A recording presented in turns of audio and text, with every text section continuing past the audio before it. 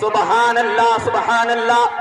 پیارے اسلامی بھائیوں، اللہ تبارک و تعالی نے ہمیں اور آپ کو نماز کا حکم دیا، لیکن اللہ تعالی نماز نہیں پڑھتا۔ ہمیں اور آپ کو زکوٰۃ کا حکم دیا، رب تبارک و تعالی زکوٰۃ نہیں دیتا۔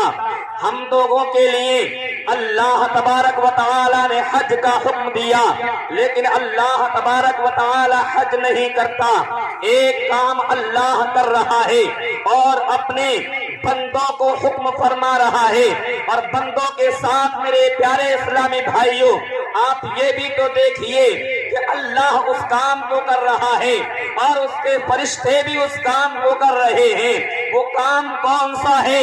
وہ کام یہ ہے میرے پیارے اسلامی بھائیوں کہ درود پاک جو ہے اللہ تبارک و تعالی اپنے محبوب کی بارگاہ میں پیش کر رہا ہے، اس کے فرشتے درود بھیج رہے ہیں، اور اپنے ایمان والے بندوں سے بھی اللہ تبارک و تعالی کہہ رہا ہے کہ تم بھی میرے حبیب کی بارگاہ میں درود پاک پڑھو۔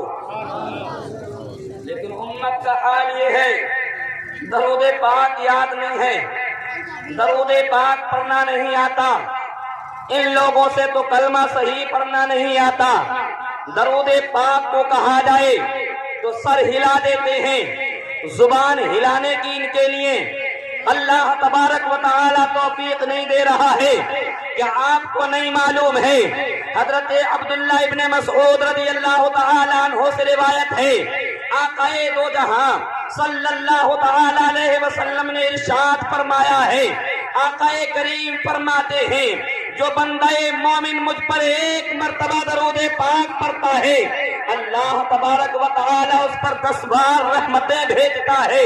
سبحان اللہ سبحان اللہ، 10 بار جو ہے رحمت بھیجتا ہے، اور جو مجھ پر ایک مرتبہ اللہ اکبر میرے اوپر ایک مرتبہ درود پڑھتا ہے، نبی فرماتے ہیں اللہ تبارک و تعالی اس کی 10 خطاؤں کو معاف فرماتا ہے، 10 گناہوں کو معاف فرماتا ہے، 10 درجات کو بلند فرما دیتا ہے۔ سبحان اللہ سبحان اللہ۔ ہم نے اور آپ نے سنا ہے میرے پیارے، اس کائنات میں اللہ نے جس چیز کو بنایا ہے، جس چیز کو پیدا فرمایا ہے، وہ اپنے حبیب کے صدقے میں پیدا فرمایا ہے۔ اگر آقا کریم نہیں ہوتے تو کائنات میں کسی چیز کا وجود نہیں ہوتا، کائنات میں کسی چیز کو پیدا نہیں کیا جاتا۔ اللہ اکبر اللہ اکبر۔ میرے پیارے اسلامی بھائیوں، اس کا مطلب یہ ہے کہ اللہ تبارک و تعالی نے یہ زمین بنائی ہے، یہ اپنے نبی کے صدقے میں بنائی ہے، یہ آسمان بنایا ہے، اللہ نے اپنے نبی کے صدقے میں بنایا ہے، ہمیں اور آپ کو پیدا کیا ہے، کائنات کو پیدا کیا ہے، کائنات کا وجود عطا فرمایا ہے۔ اس کائنات میں جو بھی چیز ہے وہ سب نبی کریم صلی اللہ علیہ وسلم کا صدقہ ہے۔ میرے پیارے اسلامی بھائیوں، مکاشفۃ القلوب کے حوالے سے لکھا ہوا ہے، ایک واقعہ سنیے، وہ بھی حدیث پاک ہی ہے۔ میرے پیارے اسلامی بھائیوں، نعرہ تکبیر، نعرہ رسالت، نعرہ غوث، علماء اہل سنت، سبحان اللہ سبحان اللہ۔ آپ حضرات بولنا جانتے ہیں نہیں؟ آپ کو تو ایسا لگ رہا کہ بٹھا دیا گیا ہے جبرن، بولنے کو تیار نہیں۔ سبحان اللہ بول دیجئے، ہاتھوں کو اٹھا کر بولیے سبحان اللہ۔ حضرات محترم، میں بات یہ عرض کر رہا ہوں، ایک کتاب ہے مکاشفۃ القلوب، اس کے حوالے سے لکھا ہوا ہے، حضرت انس بن مالک رضی اللہ تعالی عنہ روایت کرتے ہیں، وہ کہتے ہیں کہ آقا دو جہاں صلی اللہ تعالی علیہ وسلم نے فرمایا ہے، جو بندہ مومن میرے اوپر ایک بار درود پاک پڑھتا ہے، بڑے توجہ کے ساتھ سننا، میں اپنی بات کو ختم کر رہا ہوں، اسی کے بعد فوراً میں اپنی جگہ لے لوں گا، بس یہ بات میری بڑے دھیان کے ساتھ اور توجہ کے ساتھ سماعت کر لیجئے۔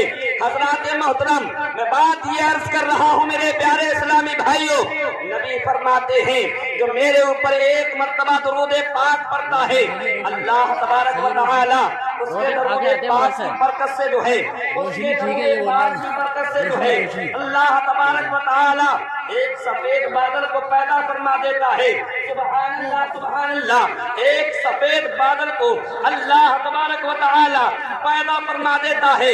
سبحان اللہ سبحان اللہ. اور اس کے بعد خدائے تعالی اس بادل کو برسنے کا جو ہے اس بادل کو برسنے کا حکم عطا فرماتا ہے. حضرات محترم, جب وہ بادل برسنا شروع کرتا ہے اس کے قطرات زمین کی طرف آتے ہیں تو آگے فرمایا گیا ہے اس کتاب کے اندر لکھا ہوا ہے جو درود پاک پڑھا گیا اس سے اللہ تبارک و تعالی نے ایک سفید بادل کو پیدا فرمایا اور اسے برسنے کا حکم فرمایا. اور جب اس کے قطرات جو ہے اس کی بوندیں جو ہے زمین کی طرف گرتی ہے, سبحان اللہ سبحان اللہ, تو جو زمین کے اوپر جو ہے بوند گرتی ہے اور پہاڑ پر گرتی ہے تو اللہ تعالی ہر بوند کے صدقے میں جو ہے سونے کو پیدا فرما دیتا ہے, سونا پیدا فرماتا ہے. سبحان اللہ سبحان اللہ.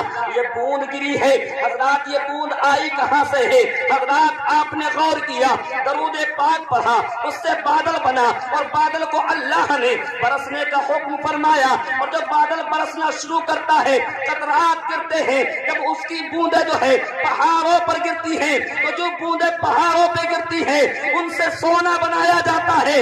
سبحان اللہ سبحان اللہ سبحان اللہ. میرے پیارے اسلامی بھائیوں, اور پانی کے قطرات اگر زمین پہ گرتے ہیں زمین پہ گرتے ہیں تو اللہ تبارک و تعالی اس سے چاندی کو پیدا فرما دیتا ہے, چاندی کو پیدا فرما دیتا ہے. سبحان اللہ سبحان اللہ. تو اب کیا نتیجہ نکلا؟ نتیجہ یہی نکلا نا, یہ چاندی اور سونا جو بھی کچھ ہے یہ نبی کا صدقہ ہے, درود پاک کی برکت سے پیدا کیا جاتا سبحان ہے. اللہ سبحان اللہ. کیا بات ہے, واہ واہ. حضرات محترم, حضرات بوند پہاڑ پہ گری, سونا بنایا گیا, زمین پہ گری, چاندی بنایا گیا, چاندی بنا دی گئی اور پیدا کر دی گئی. میرے پیارے اسلامی بھائیوں, اب ایسا تو نہیں ہے کہ زمین اور زمین پہ گرے یا پہاڑ پہ گرے. میرے پیارے بتایا جاتا ہے کتاب کے اندر لکھا ہوا ہے جب وہ پانی کے قطرات جو ہے کسی کافر اور مشرک پہ گرتے ہیں, کسی کافر اور مشرک پہ گر جاتے ہیں تو اللہ تعالی ان سبوں کو ایمان کی توفیق دے دیتا ہے, کلمے کی توفیق دے دیتا ہے, وہ کلمہ پڑھ لیتے ہیں, مسلمان ہو جاتے ہیں. سبحان اللہ سبحان اللہ. میرے پیارے اسلامی بھائیوں, اس لیے کنجوسی مت کیا کرو, درود پاک پڑھا کرو. جو بھی شاعر آئے, جو بھی نقیب آئے, جو بھی خطیب آئے, جو بھی آپ سے کہے درود پاک پڑھو تو فوراً درود پاک پڑھنا شروع کر دیا کرو. اس لیے کہ نبی نے فرمایا ہے درود پاک جو بھی پڑھتا ہے میدان محشر میں میرے قریب وہی ہوگا جو کثرت سے دنیا میں مجھ پہ درود پاک پڑھا کرے گا. اللہ اکبر. میرے پیارے اسلامی بھائیوں, کہ ہم میں سے کون ایسا شخص ہے جو نہیں چاہتا کہ نبی کا قرب مل جائے, نبی کا پڑوس مل جائے, نبی کا ساتھ مل جائے؟ ہر انسان چاہتا ہے. تو ساتھ کیسے ملے گا؟ نبی پر درود پاک پڑھو گے, درود پاک پڑھو گے, نبی پہچانیں گے. نبی صلی اللہ علیہ وسلم اپنے عاشق کو, اپنے سے محبت کرنے والے کو اس کا ہاتھ پکڑیں گے اور جنت میں اپنے ساتھ لے کر چلے جائیں گے. میرے پیارے اسلامی بھائیوں, اس لیے میں نے آپ سے کہا ہے, اور ایک واقعہ یہ بھی سن لیجئے. میرے پیارے بہت بڑا منافق تھا, بظاہر تو کلمہ پڑھنے والا تھا لیکن اس کے اندر جو ہے ایمان میں کھوٹ تھی, ایمان میں کمی تھی. اللہ اکبر اللہ اکبر. منافق انسان تھا. ایک دن اپنی بیوی سے کہتا ہے, اپنی شریک حیات سے کہتا ہے اور کہنے لگتا ہے, سنو تمہارے دروازے پر جو بھی سائل آئے گا اسے کچھ بھی نہیں دینا ہے. کیسے کیسے بخیل انسان ہے, کیسے کیسے کنجوس انسان ہے کہ آنے والے کے لیے سائل آتا ہے, مانگنے والا آتا ہے, اسے 1 روپیہ دینے کو تیار نہیں ہے, 10 روپے دینے کو تیار نہیں ہے. حضرات محترم ذرا غور تو کرو. اس نے کہا تمہارے دروازے پر جو بھی سائل آئے گا اسے کچھ بھی نہیں دینا ہے, اسے کچھ بھی. سبحان اللہ سبحان اللہ. جزاک اللہ.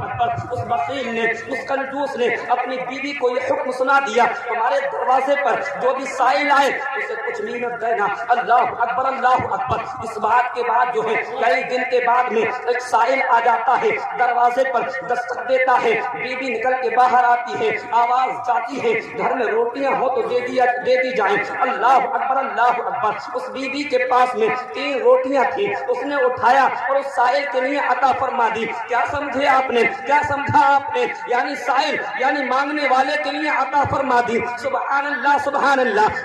وہ فقیر روٹیاں لے کر جب باہر نکلتا ہے تھوڑی ہی دور جاتا ہے وہی کنجوس مل جاتا ہے وہی بخیل مل جاتا ہے وہی منافق مل جاتا ہے. اس نے سائل کو پکڑ لیا اور پکڑنے کے بعد کہا تم یہ روٹی کہاں سے لائے ہو؟ فقیر نے بتایا مجھے اس مکان میں رہنے والی خاتون نے یہ روٹیاں عطا فرمائی ہیں. اس مکان کی مالکن نے جو ہے مجھے یہ روٹیاں عطا کی ہیں اس نے مجھے دی ہے. اللہ اکبر. اس فقیر کو تو وہیں پہ چھوڑا گھر کو دوڑتا ہوا آیا اور کہا تمہیں معلوم نہیں ہے میں نے تمہیں منع کیا تھا کہ اگر کوئی دروازے پہ آ جائے اسے کچھ بھی نہیں دینا ہے. اگر تم نے کچھ دے دیا تو تمہارے لیے طلاق ہے.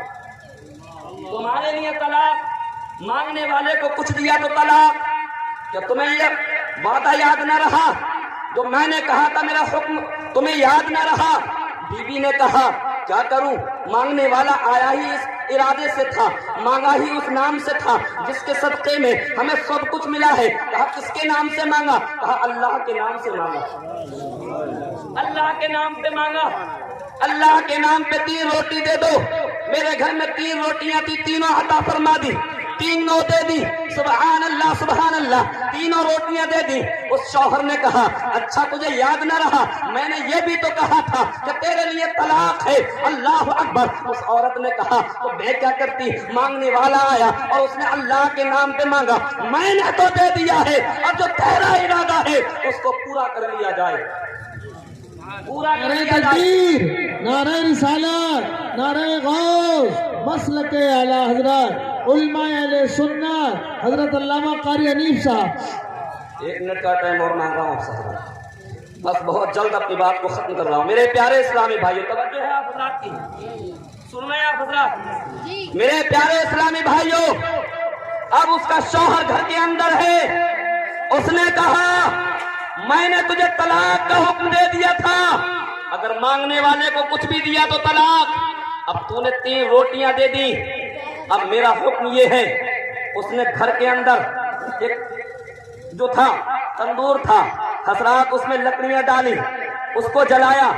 جب بھڑک کے خوب تیز ہو گئی آگ اپنی بیوی سے کہتا ہے اللہ کے نام سے اسی تندور میں گر جا اسی تندور میں چلی جا. بیوی نے فوراً سنا اور کھڑی ہو گئی گھر کے اندر گئی زیورات کو ہاتھ میں لیا چاندی اور سونا ہاتھ میں لینے کے بعد پہن کر گئی. شوہر نے کہا کہاں جانے کا ارادہ ہے؟ کہا بھی حکم تو دیا تھا اسی اللہ کے نام سے تندور میں جا. اسی تندور میں جا رہی ہوں. کہا زیورات تو نکال جا. کہا نہیں اب مجھے اپنے محبوب سے ملاقات کرنی ہے. میرا دل چاہتا ہے میں جب اپنے محبوب کی بارگاہ میں جاؤں تو بن سبر کے جاؤں. حضرات فوراً تندور میں چھلانگ لگا دی اللہ کے نام پر. کس کے نام پر؟ اللہ کے نام پر. حضرات چھلانگ لگائی تندور میں.